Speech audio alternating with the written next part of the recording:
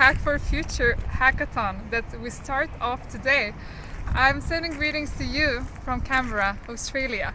And here behind me we see the parliament, which is on lockdown at the moment. Guess what? Because of Corona, of course. And that's why we chose Corona virus spread tracking as one of our cases. Another case is about smart cities, renewable energy, that you'll learn more about later on today. And then we also have bushfire risk management. So these are three global challenges that everywhere around the world we can see that people have faced lately. And we also have three winner titles for the global changemaker solution, for the best technical solution, and for the best pitch. At the moment we have people that sign up from more than 40 different countries. Can you imagine? This is truly becoming a global movement, and you're part of this.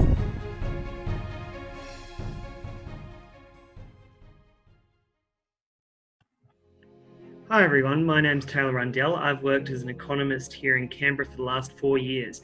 And I'm here to present the coronavirus testing case for OpenHack 2020. In particular, I'm going to give you some insights into the economic impact of the coronavirus pandemic, the role that increased testing and contact tracing might have in lightening that economic impact, and the savings that could be made by improving the testing and contact tracing process. Now, it's probably not a surprise to you that the pandemic has slowed the global economy significantly. Borders are closed for business and travel, concerts, sporting matches, and other large gatherings are banned. Bars, restaurants, shops, gyms, schools are all shut. Thousands of people in many industries have been laid off or stood down. The Australian Treasury estimates that here about 10% of the workforce is now unemployed. This is far worse than the same time during the GFC. And the second round of impacts, that is, once people have lost their job, not spending as much money, could extend well beyond this first economic impact. The International Monetary Fund expects that the global economy will shrink by an amount similar to the size of Germany's entire economy, about $4 trillion US. Obviously, all of these restrictions that have caused this economic harm have been put in place to look after the public health. But if lockdowns are in place for too long, we get new risks. For example, mental health issues that come with people not being able to socialise, and social unrest associated with protests about draconian government measures. You can already see this taking place in the United States. So there's a trade-off. On the one hand, we can keep people safe by restricting them from travelling and gathering, and we could do this until there's a vaccine for COVID-19. But on the other hand, in that time, people's livelihoods will be completely ruined with significant cost to government in welfare and wage subsidies. There are some parts of the world, however, where the coronavirus pandemic is coming under control. South Korea, Taiwan, New Zealand, and Australia, to name a few. Understandably, people in these parts of the world are very keen to reopen many businesses that have been shut down. And it is possible to do this in a safe way. There are different approaches to exactly how to get this done, but in order to resume our economic and social lives before there's a vaccine for COVID-19, we need to take two measures. Firstly, we need to institute large-scale testing for anyone with symptoms of COVID-19 and potentially those in the community without symptoms. In the most basic terms, tests for coronavirus cost between $50 and $100 American dollars. Some of these tests are viral swabs which identify an active infection, and others are blood tests that identify whether a person has antibodies. One of the risks, though, is that having antibodies doesn't necessarily mean that you are permanently immune. That question is still not resolved by the research. The other risk is that there have been difficulties in many parts of the world in getting adequate numbers of coronavirus tests to make sure that we can do this wide-scale testing. Most countries don't manufacture their own medical equipment. Supplies of the tests have been under pressure, particularly during the initial outbreaks. Governments have dealt with this pressure by limiting tests only to those at most risk of exposure. For example, those who come back from overseas or those who've had close contact with someone who has a confirmed case. Now that the initial outbreak has started to reduce, wide-scale testing of anyone with symptoms like a cough or a sore throat is taking place, and this is providing governments a better opportunity to identify cases The second key element of a regime to resume our economics lives is a process of quick and effective contact tracing for those who test positive. The World Health Organization recommends identifying everyone who's had contact with a confirmed case for 2 days before their symptoms developed and up to 2 weeks after their symptoms developed. This means friends, family, colleagues, healthcare workers, anyone who might have been close to that person for 15 minutes or more. All of these contacts need to be quarantined and then tested. However, the contact tracing process is quite expensive. The European Centre for Disease Prevention and Control estimates that it takes about 12 hours for a nurse or healthcare worker to complete all of the steps of the contact tracing process. This costs about $450 a case just for the time of the nurse. That doesn't include administration, supervision, medical monitoring. Accordingly, a technological solution is needed to achieve these two criteria. Firstly, we need to be able to identify anyone in the community with flu-like symptoms and potentially those who might be asymptomatic but still have COVID-19. Secondly, we need to reduce the need for manual confirmation of close contacts.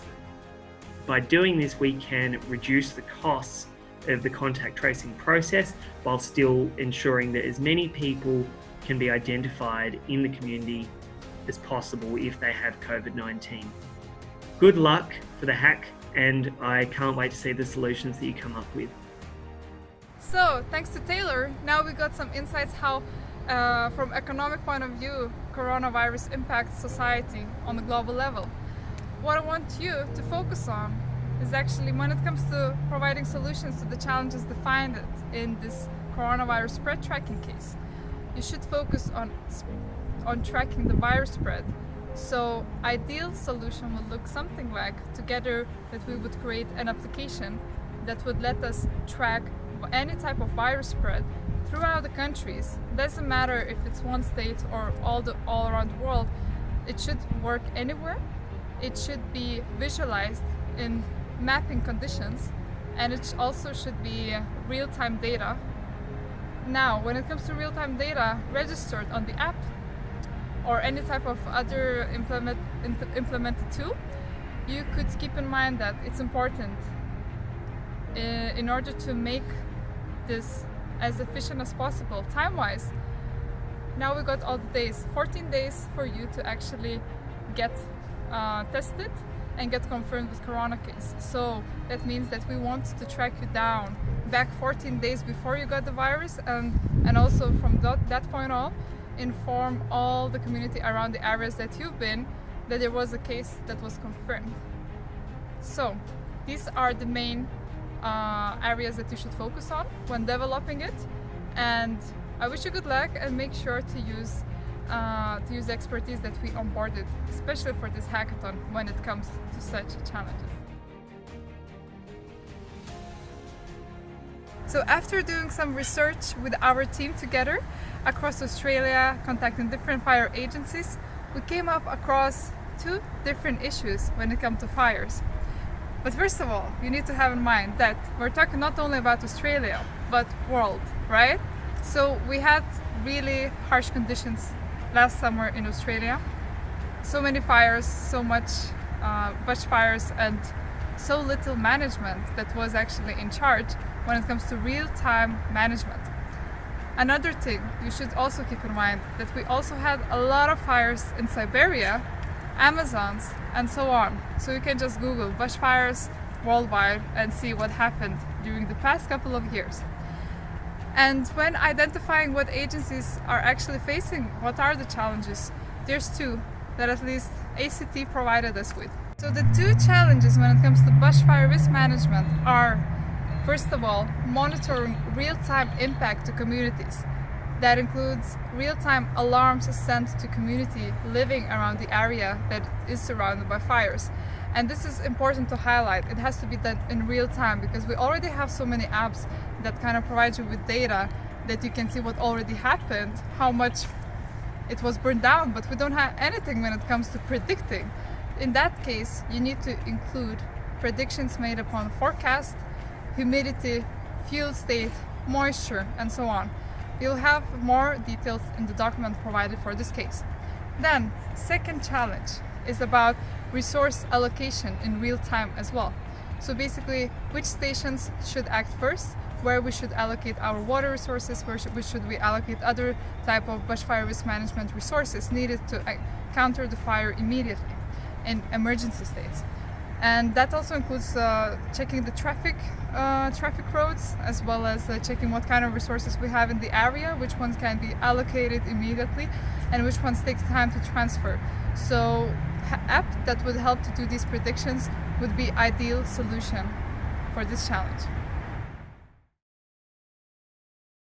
Ladies and gentlemen, the world has a problem. We need to limit climate change, but we are not on track to do so. Though renewable consumption is increasing, fossil fuel consumption remains high and continues to grow. Not to mention that Australia's fossil fuel production far outstrips domestic consumption. I just took that first graph and I scaled it down for you there. Basically, Australia produces enough fossil fuel power to power 3 Australian economies. A political situation to this crisis seems unlikely, both domestically and internationally. The challenge then is to create an economically disruptive solution in order to accelerate our transition to a zero-carbon future. My name is Luke Morton, and I am co-founder and COO of IO Energy. IO Energy's mission is to maximize the use of cheap and clean energy to accelerate our transition to a zero-carbon future. High renewable penetration in South Australia has created an opportunity that will later flow internationally.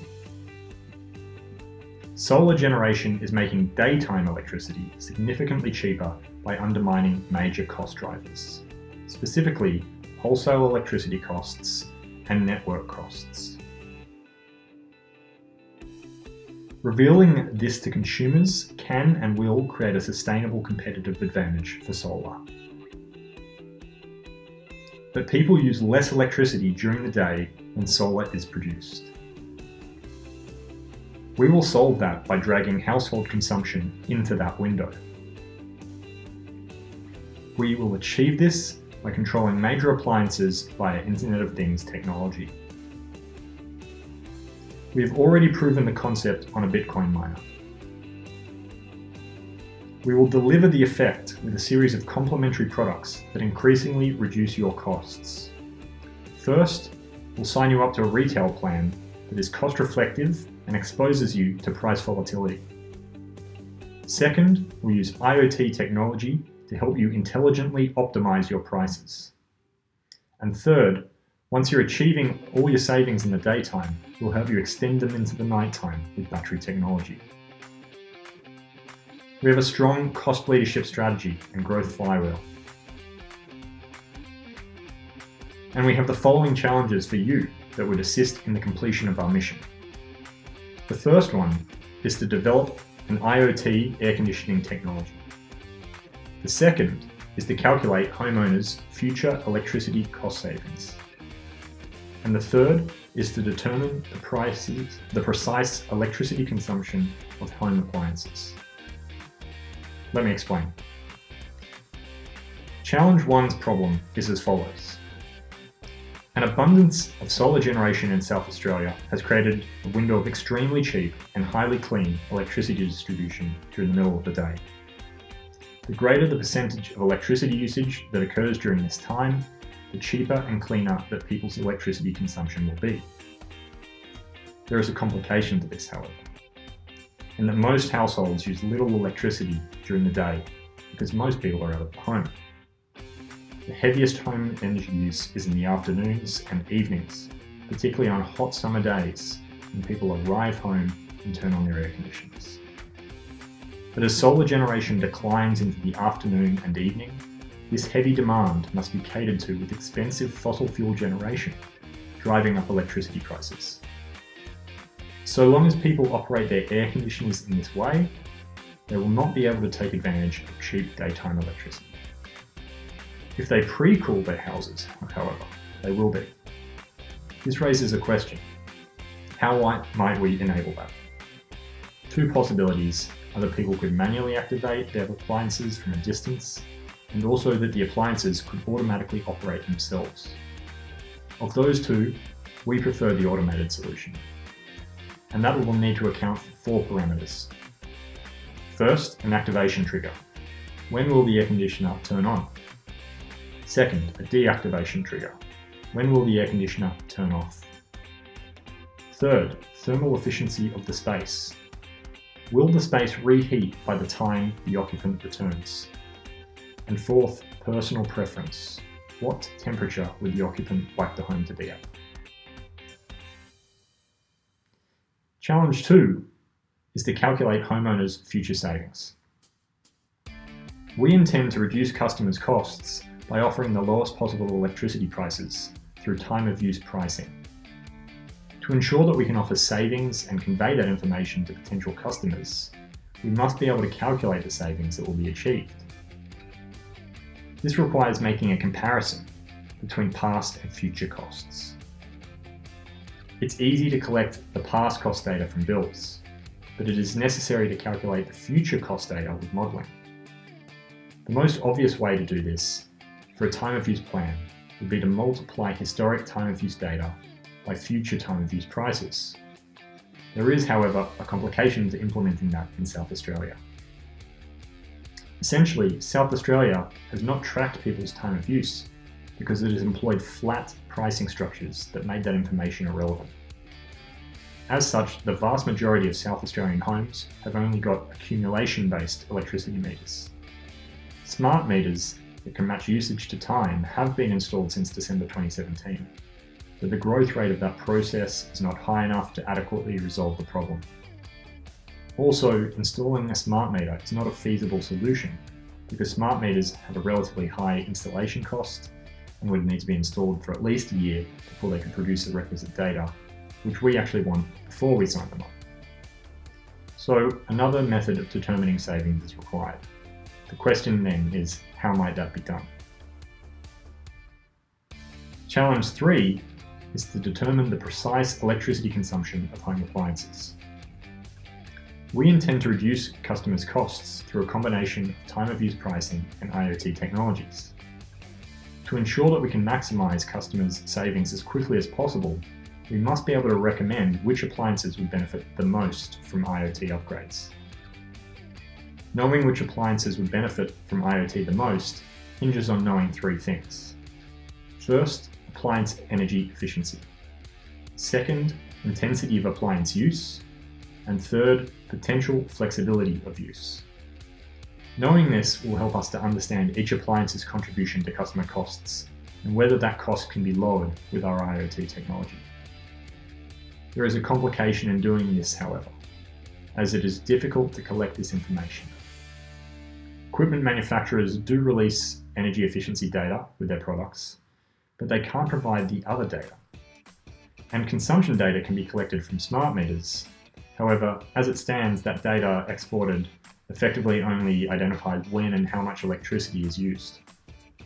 It does not know precisely which appliance is consuming electricity at any one time, and how much consumption that specific appliance is responsible for.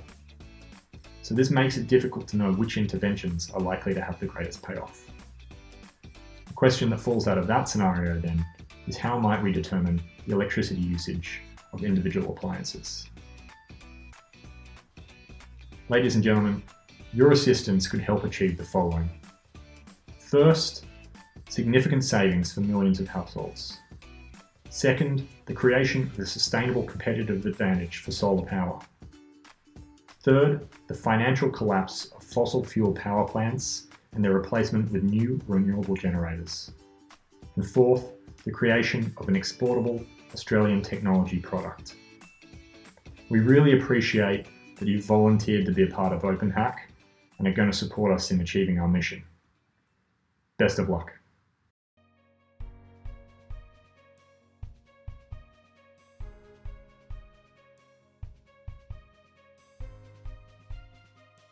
I want to present you with the winning titles. So on the agenda we have 3 winning titles. each of them having different criteria, providing diverse teams opportunity to showcase best skills in different areas. First of all, global changemaker solution will be the one that will truly have the global impact when implemented. Technical best solution will be the one that will have the best tech design behind the solution. And best pitch, obviously, it will be all about storytelling and how fancy is your pitch. So, to continue further on, I just want to present you with the global jury that comes from Australia, Russia and Sweden. And they will be the ones deciding on these 3 different titles. Experts from the fields of innovation, of blockchain technology, and creating entrepreneurship communities and helping startups to scale. These experts will be the one choosing your projects that have most credibility to become real businesses, real startups, real NGOs that further could implement their global solutions. And I want to thank you all for coming to this hackathon, to being here together. Together we're stronger in isolation and elsewhere. And I hope you'll join this experience of truly hacking online while also making connections worldwide. See you there.